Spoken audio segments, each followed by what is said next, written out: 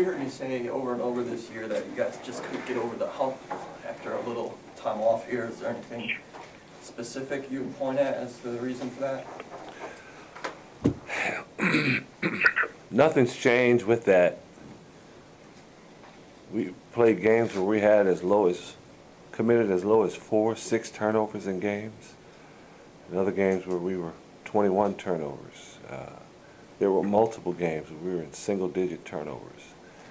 But on the wrong night, we turned it over too much. There were a number of times we shot over 50% in games. But there were a number of times at the wrong time when we couldn't make shots. I thought when we were 4-0 in conference, and some other times our defense was being played at a high level, but other times, especially in transition defense, it made the difference in us being on the short end. We never could put it all together on one night on a consistent basis, and that was the story of our season. Excuse me.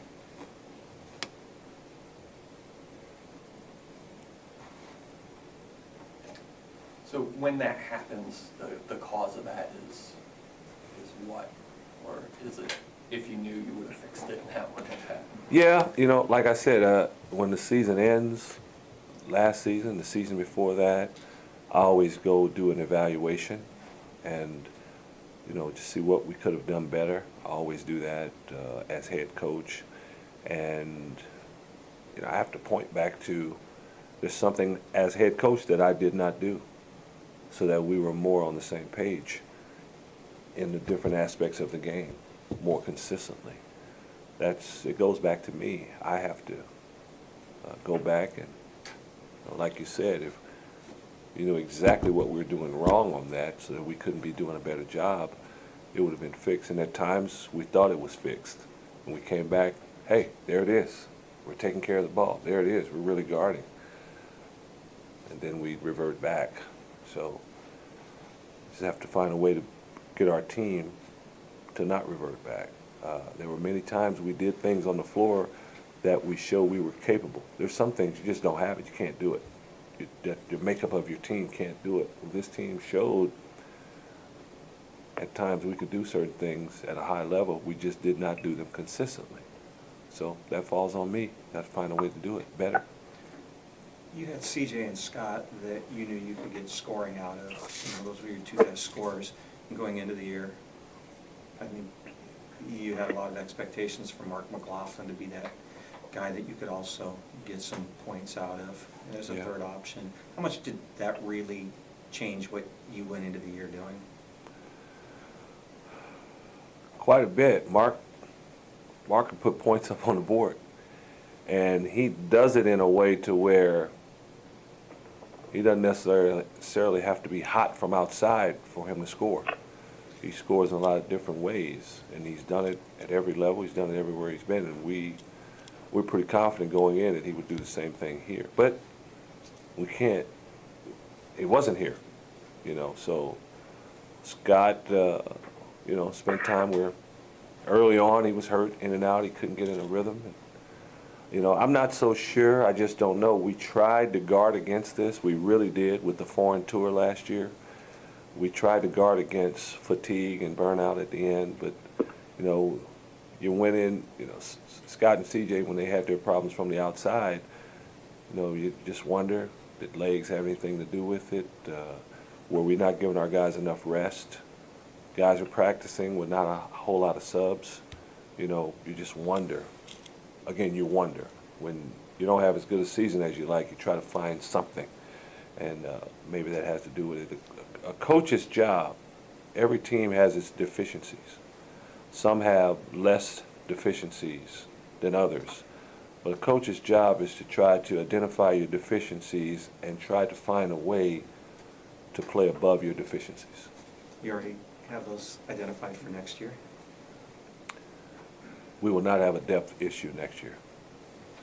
That will not happen next year. We will not have a depth issue which will allow us to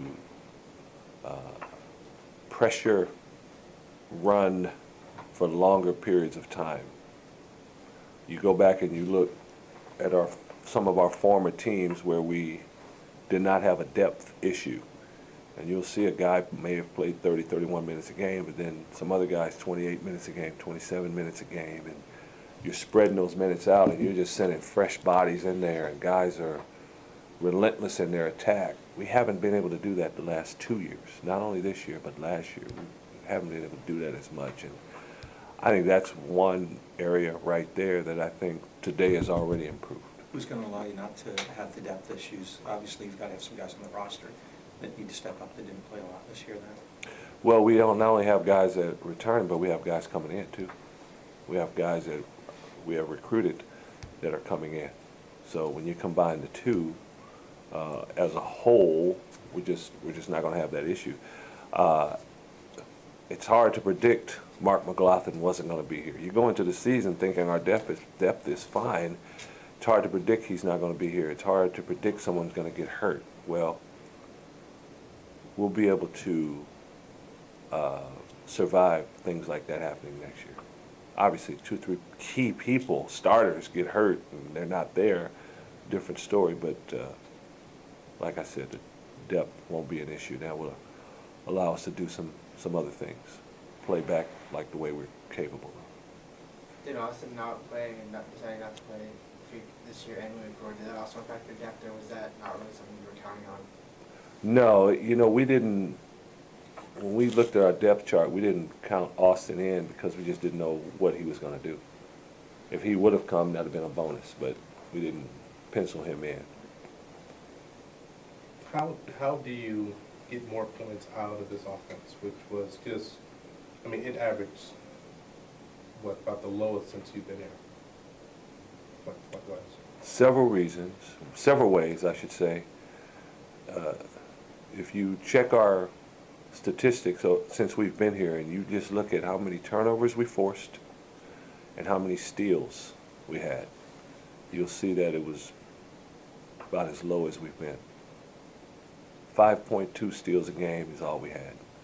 And it just shows we weren't as relentless on the defensive end. And, if you're going to score a third of the time in your half-court offense, a third of the time in transition, and a third of the time in free throws and offensive rebounds and out-of-bounds plays, all those things, that third, a lot of that is caused and created by your defense, that transition piece. And we just didn't have a lot of transition this year. So that's a third of your offense that wasn't there, your complete offense. In the half-court offense, I go back again, you have to look, if you look at film, at the shots, I'm not talking about transition where we're scoring a lot of points. I'm talking about you don't have transition. Now you're in the half-court. When you are in the half-court, I challenge anybody to go look at the years past and see the shots we were able to get in the half-court and look at this year, and I'll tell you, we got good shots. There were times when teams guarded us and did a good job of taking us out of what we were doing, but that wasn't the norm. And as many teams did that to us, I can tell you we did it to them too. And someone else did it along, sometimes teams just match up really well and they're able to take you out of what you want to do. Hopefully on those nights, because you're hitting the glass, because you're out in transition, and you're getting to the free throw line, you're guarding, you're still able to get by those nights. But in the half court, when you say your offense, it had a lot to do with just we weren't able to create much offense outside of half court. And you look at our shooting percentages individually, we just didn't shoot the ball well. Do you see a way of getting more shots closer to the basket? And that doesn't necessarily have to be from your big guys. Obviously, last season it came from Roden, and so it could From be the pros? it could be working on Yeah. whatever. But as you go forward, how do you get more baskets or buckets near the basket? We have to get better individually. We'll get more. How? We're going to go around and around on this one, if you choose to. I'm sorry, I can't be more creative. I'm trying in my mind. That's what's taking me so long to answer this question. Because we'll have more basket makers. Was the information? Sometimes, seriously, sometimes it's that simple. We'll have more guys. Jamal Williams was on our team, you wouldn't be asking me this question. That's a compliment to Jamal. That's not an insult to anybody else. Are you talking about Paris Blackwell? Pardon? Are you talking about Paris? Yeah. Paris Blackwell can make baskets. Yeah. If Paris were on our team this year, we'd won more games. A lot of people haven't seen him. Can you maybe just tell us a little bit about him? Does he remind you of a taller version of Jamal? A little bit. You know, he has that tough touch around the rim. He's that guy that gets the ball up on the board. Some guys have to catch and think how they're going to put it in. He catches and just puts it in. He has those instincts around the basket. He can get the ball, catch it at the free throw line. He can drive around you. He's a good offensive rebounder. He has some toughness. He's just a good offensive basketball player. And, you know, that helps. We just, you know, across the board, we couldn't get over the hump in terms of making baskets a lot, and Paris is good. You mentioned the thing that a lot of people have brought about Paris, toughness, and at times it looks like you really missed that this year, that pit bull, tough guy, attitude guy. Yeah, I think sometimes guys can be really tough, but they're not as skilled. And some guys are skilled but not as tough. I think a guy like Paris possesses both. He's tough and he's skilled. That's what you like. That's what you like about him. Do you think that he can play on the court with a guy like Sean Kelly? If Aziz and Sean play together, Paris certainly can play. Paris is very agile and nimble. For a guy 6'8" and a half, 265, he's really agile. Is he big enough to play center, or? It's, you know, in our system, it's who does he guard, and he's strong enough to guard a guy 2-3 inches taller, and quick enough to guard a guy that's on the perimeter that's a little quicker, and experienced and smart enough. Sometimes guys can be older, but they've never been feature guys, so you have this experience, but no one's experienced at being a feature guy. He's been a feature guy before, and he's had big games in college before, so he'll be ready to go. Getting back to your notion on the defense and kind of struggling in that aspect of it, was the implementation of the new offense kind of what took away from that maybe and focused more on the offense, and as a result your defense struggled, or is that not a fair statement to make? I don't think it focused on the defensive side. I just think our lack of depth, and I don't know if we had the personnel this year to really get in people. We had some that did, but by and large, as a group, I don't know if our personnel allowed us to do that, like in years past. But you feel it will next year? Oh, yeah. Yeah. Where do you see Martin fitting in next year? Obviously, he got some minutes a little bit earlier in the season. Martin is going to transfer. Didn't mean to cut you off, but No, thank you for yeah. cutting me off. I'll make it cool. Yeah. Is there anybody else, any personnel that's moved? Not to my knowledge. And he's transferring because? Oh, you know, he'd like to play more. Some guys transfer and they're just impatient.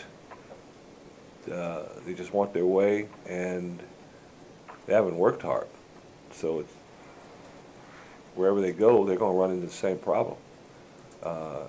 Unless they transfer to a much lower level where the competition isn't still. That's not Martin's case. Martin's been great.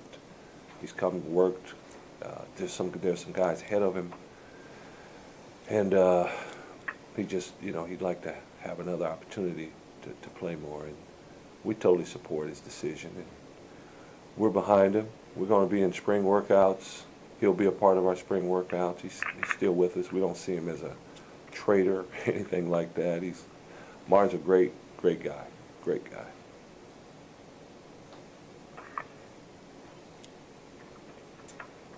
What'd you think of Andrew at the point this year? What can he be better at when it comes to running the team and running the point this year? Andrew's entire career, he's had the ball in his hand, but he's never really had to run a team.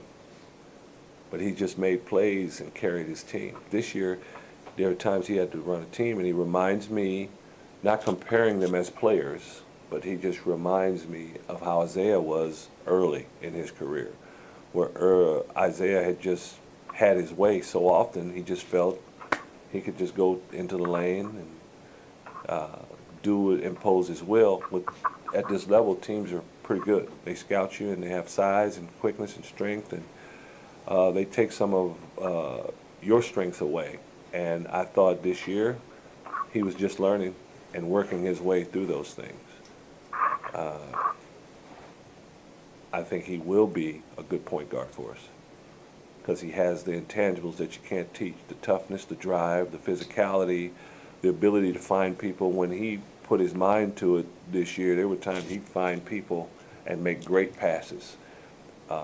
He was also tough driving to the basket. He can guard the ball, put pressure on the ball. So he has a lot of attributes that a good point guard has that it's hard to teach.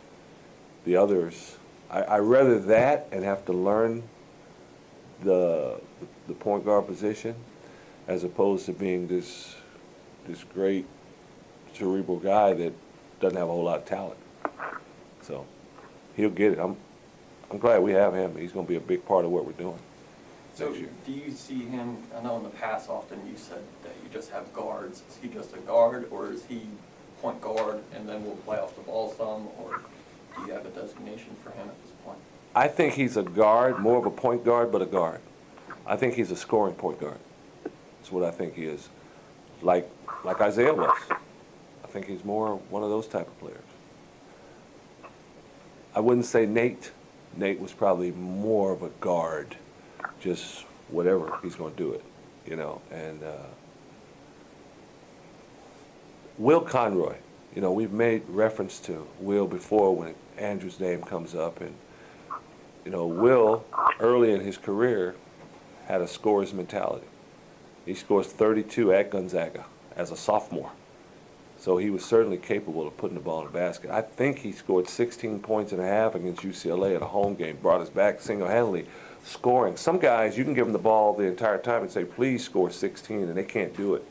He was capable of doing it. It took him until probably midway through his junior year or his senior year that he was able to finally just embrace that. So he got it. And Andrew is very intelligent and ambitious, and he'll be fine. He'll get it too. How much? Excuse me. Reminder on the teleconference, *6 to mute, please. How much did he defer, do you think, just by the nature of the roster this year? How much more does he need to be? Andrew? Yes. And how much more can he be like the guy you're talking about, tenacious? I think Andrew, I think he did defer. I think Andrew is an all or nothing guy. And for him to say, okay, Abdul has the ball in his hand, I'm coming off the bench, I think I can go out and get 30 tonight, but I just turned it over a couple of times. I need to be tentative a little bit. I think sometimes that's why he didn't shoot the ball well, because he didn't just go out and feel comfortable in some cases to just go do it. So I think next year he'll have a lot better feel for that. I think he could make a huge improvement, huge jump from this year to next year. You got Nights coming when- in, that will probably be, from what he's advertised, another Bulldog type of winner type mentality, but how much do you need Andrew specifically to be more of that intangible? I think yeah, we want him to be that, but I think he will be that. I just think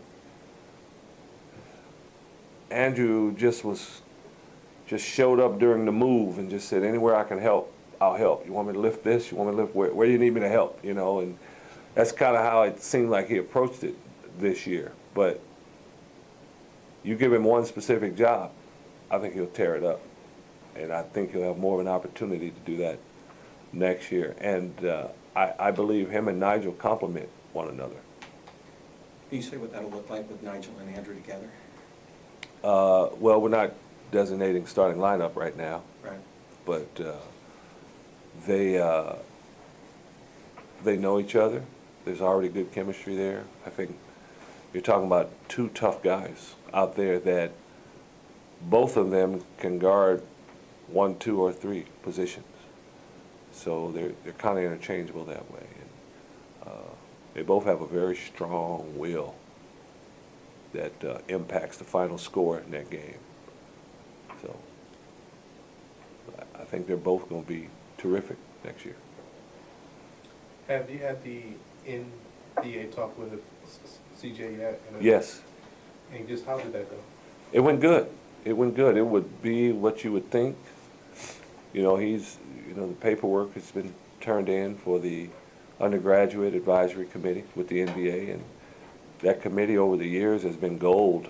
They've been golden. I can't believe how accurate they've been from what they say. Like the mock drafts, those things aren't accurate. You know,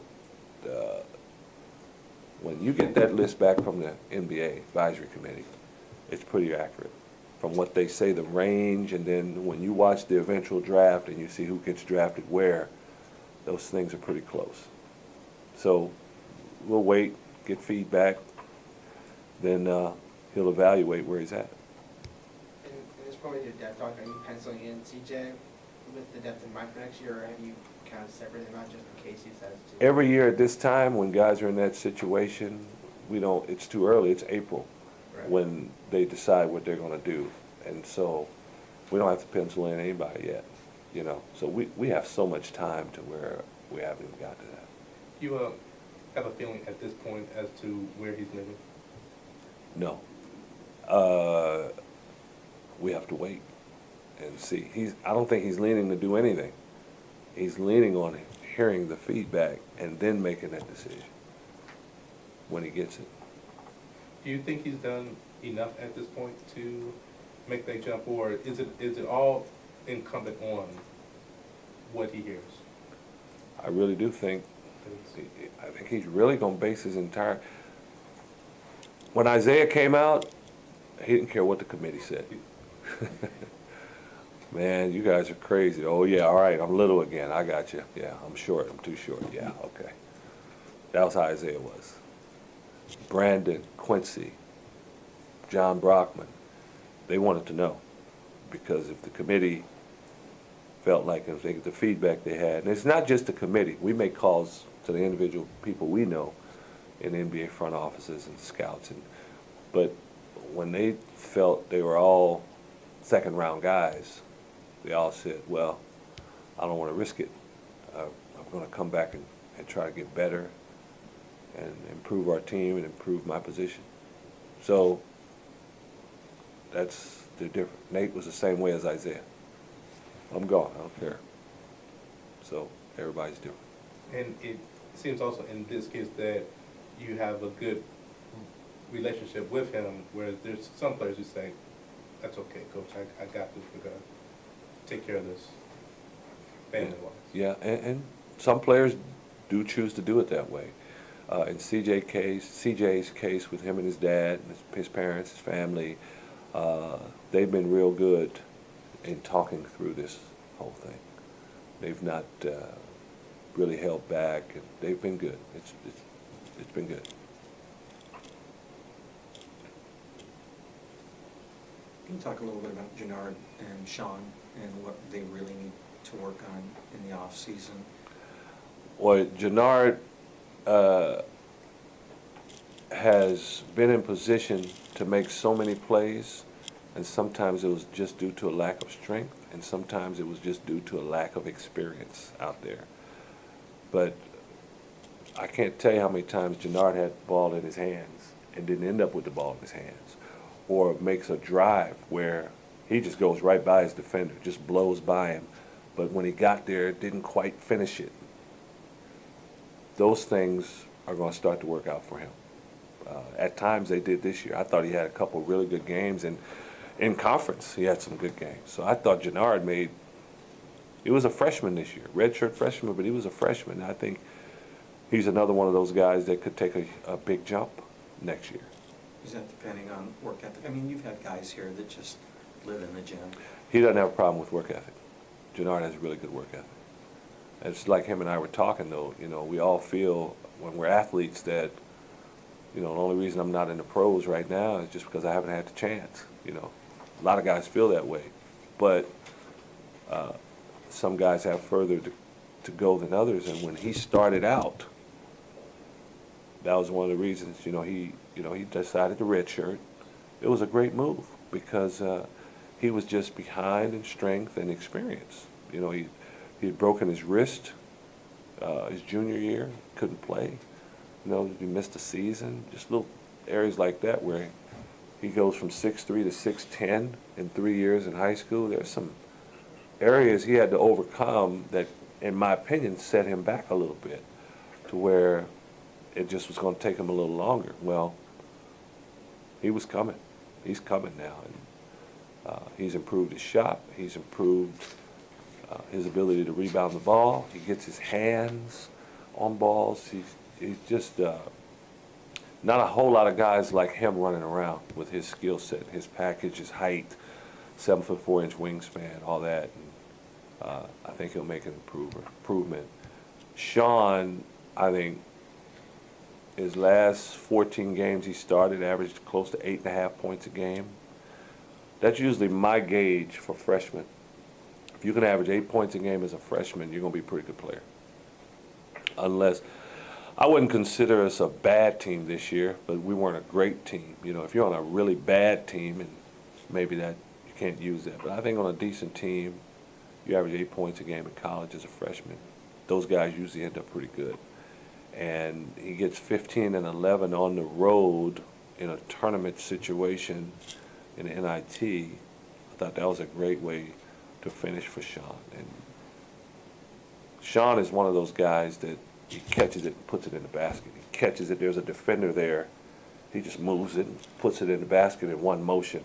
You know, some other guys, it's like, I call it a handoff, where the guy's right there and you put it right in his hands, he steals it. He's got a little bit of savvy about him and some instinctive moves that allow him to be a better offensive player. And he's strong, he's really strong and athletic. So another guy that I think will take a big jump. So we've talked about 3 guys on this team that I think will take big jumps next year. And referencing back earlier your question, will you be able to score more? I think guys will be able to make shots better next year. Do you think anybody will use their red shirt next year? Now, you know, we never know that. We never know that going into the year until we start practicing. Then when we start practicing, if that's the case, then you evaluate that. With UCLA firing Ben Holland, you're inevitably linked to that open position as the rumor mill starts here. How do you handle that with recruits, your current roster, the school and the administration when something like that happens?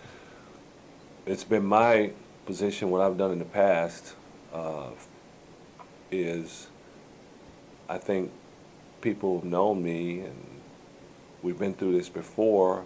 No, I know you're going to take Timberwolves. Come on, it's the NBA, come on.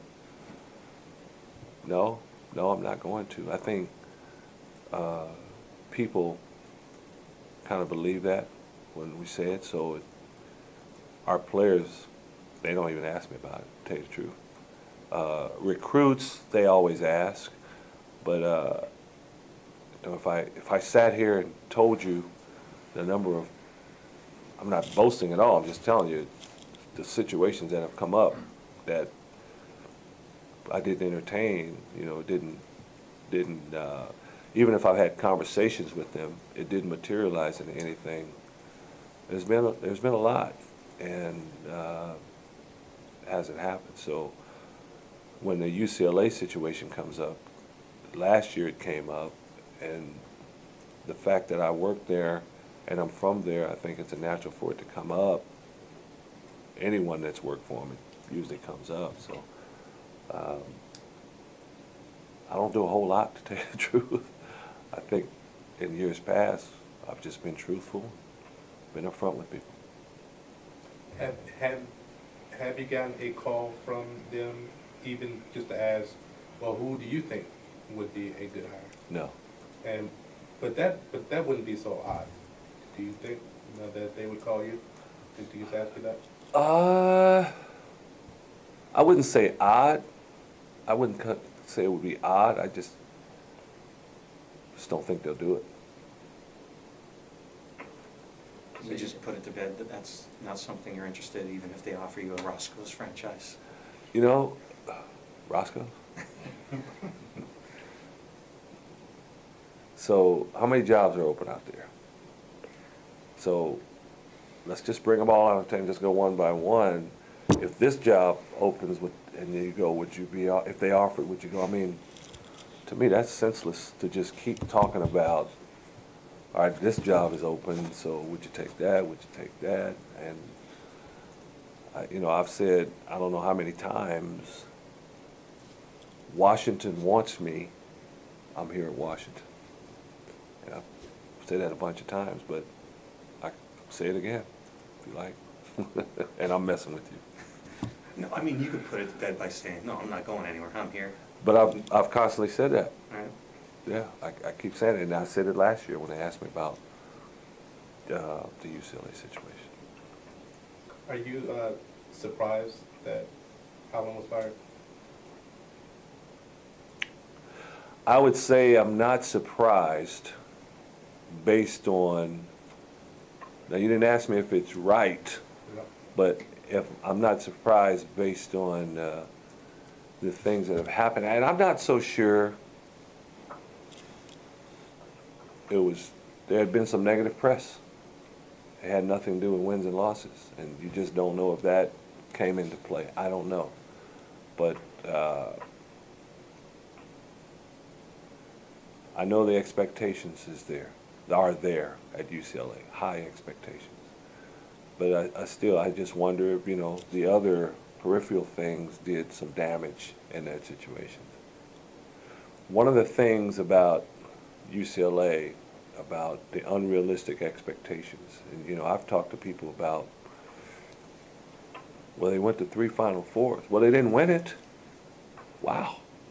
Those are serious expectations, I think today, in today's climate, I think people will say all that, but I still don't think you're totally vilified if you're going to Final Four at UCLA and you don't win it. I think there's some people that would say that.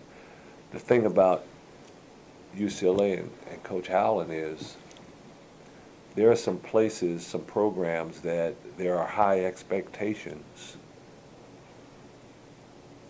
but the people don't understand that those expectations are hard to be met. They forget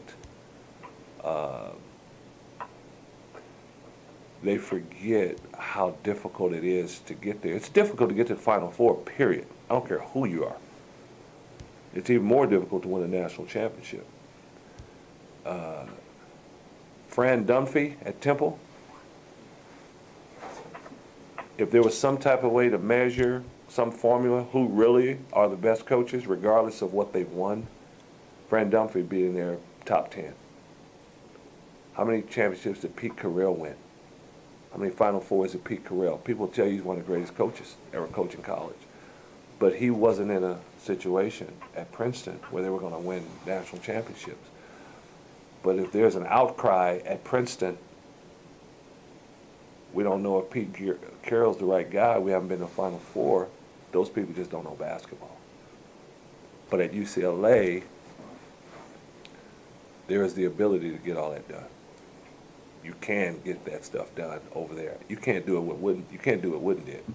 That's not going to happen. And I don't know why some people think that maybe this will happen, maybe this will be the coach. It's not happening. It's not going to happen. Just with one and done, the way it is, the parity nowadays, it's just not going to happen. But if you're talking about expectations, you got expectations across the board, where at least at UCLA, you have a chance to meet some of those expectations. Some other places, the expectations might be there, but it's just too hard to get there. So what are the expectations for you for next year? Obviously, you have a lot more depth coming back next year. What are you expecting after coming off of 2 NIT appearances? I expect us to be much better and much more consistent. And if we're much better next year, that can take us places. So would it surprise you, or would you say it would be kind of a step back to make 3 NIT appearances next year and miss the NCAA tournament next year? I'd be very disappointed if we didn't play well enough to be much better. NIT, NCAA, I say we'll be much better. And if we're much better, I would think the highest postseason situations would work out for us.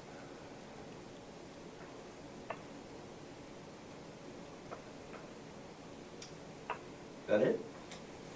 Just a question, just, Hello? Coach Jackson, can you talk a little bit about the impact Coach Jackson had on the team?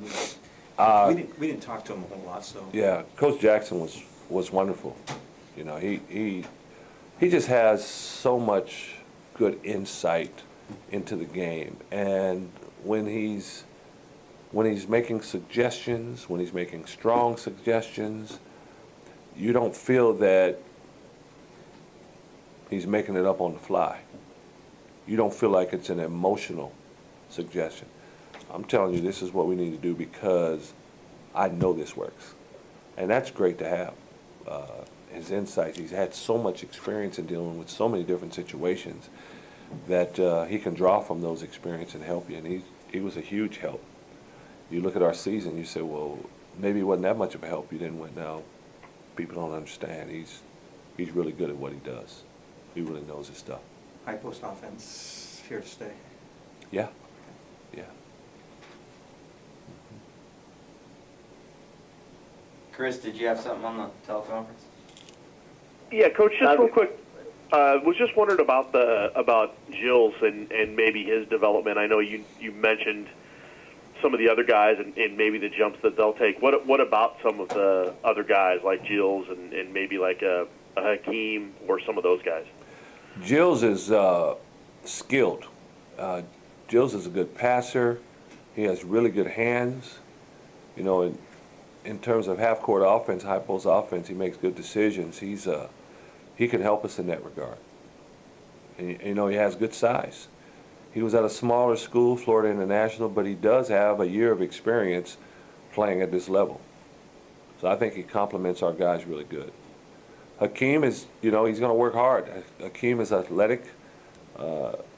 He got to get a lot of reps playing the point guard this year for us in practice, a lot. And there were several times throughout the course of the year that he had made big improvements, made big progress. So he's going to work hard. And just with Gilles, what is he going to be? Especially, I guess, on defense, Coach. Would he be a guy that would venture out to the perimeter? Or is he more of a guy in the post? He looks like he could probably be a pretty versatile guy that way. He is not a guy that can just get out like Mike Jensen was 6'8", but Mike could get out and switch onto a guard, and he could really show on the ball screens. And, you know, one of the reasons we were able to really pressure during those days is because of Bobby Jones and Mike. Those guys could get out on the floor and really pressure. He is not stellar that way, but he's functional. He's not a liability. Thanks. You're welcome. There was another question? Yes, I have a question. As far as this past year, a lot of people have commented to me in various situations about Abdul, his shooting form having maybe problems over time and not quite ever coming together. And, you know, Abdul had a great career at UW. But about his shooting form, he seemed like he shot with his elbow out a little bit, which is kind of unorthodox. And that's not to say someone with an unorthodox shooting form can't be good at shooting the ball. But as far as that goes, there's other guys on the team that are younger coming up, maybe Jernard, that maybe have little problems from the standpoint of classic shooting technique, maybe in the way that they shoot or such. How do you address those things with your team as they come up? And what do you think about that issue? About poor shooting form? Of course, another question I wanted to ask too is I remember the way you shot the ball was a little unique too, but if it goes in, it goes in, and that's the thing. But tell us about what you do with your team as far as teaching these guys to shoot over time. What's the process, and how do you feel about the way that's been going? We always work with our guys individually during the season and in the off season. If they have any shooting issues, sometimes it's the confidence isn't there. I think Abdul shot 13% from the three-point line as a freshman. Then he came back before he got hurt, and he was shooting close to 50% overall. Thought his shooting had really improved. This summer, when we were on the foreign tour, Abdul shot about 55% from the three-point line. Sometimes just, your confidence isn't there as much as it should be. But if your question is how do we work with our guys shooting, it is we work with them individually, and we will get them on film. They'll see themselves on film. We'll break it down from scratch, have them work on one-hand shooting form until they gradually get back to their regular shot. We try to adjust it. My opinion is I think you can become a better shooter over time, but sometimes the time that you have in college doesn't allow it. I think over a 5 to 8 year career in an NBA, you can over a period of time become a much better shooter. Again, I always say with the shooting gurus, guy that just can't shoot at all of a sudden he's knocking threes down left and right. I want to meet that guy. I think when you get to college, again, you can become from a 25%. I think Nate Robinson shot 29% from the three-point line as a freshman, and by the time he was done, he was shooting in the high 30s, and he continued to where he could knock threes down easily. He improved, I think, over a period of time. Isaiah Thomas improved with his three-point shot. We've had guys that really have improved. We've had others that, no matter where they are, they can't shoot. So they can't shoot. Every now and then that happens. I don't know if I answered your question. Yeah, that was good. Do you yourself get involved a lot with teaching shooting, or is there other guys on your staff that really you delegate some of that work to, or how does that process work? Our staff, our whole staff is capable of teaching. I get really involved in the shooting aspect of it. I like to, especially in the spring. And we did it with different guys in the summer. I can remember back to Jamal Williams. We spent an entire spring working with his shooting, and I thought he improved his outside shooting as a senior. We've worked with John Brockman. We tried to work with Matthew Bryan and Manning. We've spent a lot of time with a lot of guys. We work with Desmond Simmons on the shooting, and the staff is involved, but I'm heavily involved also. What is it about this team coming up next year as far as shooters? Do you think it's going to be an upgrade, or do you think it's going to be a challenge to be as good of an outside shooting team as you were this last year? I think we will. Scott and CJ were our best three-point shooters this year. Scott will be gone. We don't know about CJ yet. We'll see. But I think as a whole we'll be a better shooting team next year. We better be. Okay. All right, thanks a lot. All right, thank you. One last, Brian, Yeah. are you there? Yes. One last question, Coach. Art Teal here. Oh, hello, teammate. Teammate, do you guys know? Very well. Do you guys know Art and I used to play in the IMA all the time? Just to let you know, that's the teammate reference. What that's about. Go ahead, Art. And let me thank you for being the only guard in the IMA to drop the ball into the big man. Yeah, I always prided myself on making others better, Art. So back to the UCLA question. I couldn't hear it very well in the teleconference, so let me ask it more directly again. Has anybody representing UCLA's athletic interests contacted you about the vacancy? That really gets to the point. No, sir. And if they did contact you, would you hang up or would you chat? I will say this. I've had many of these conversations with teams in the past or schools that have talked, and I didn't just hang the phone up on them. You know, we talked, but I've never had a situation where I said, you know what, we need to sit down and talk and meet on this and talk further.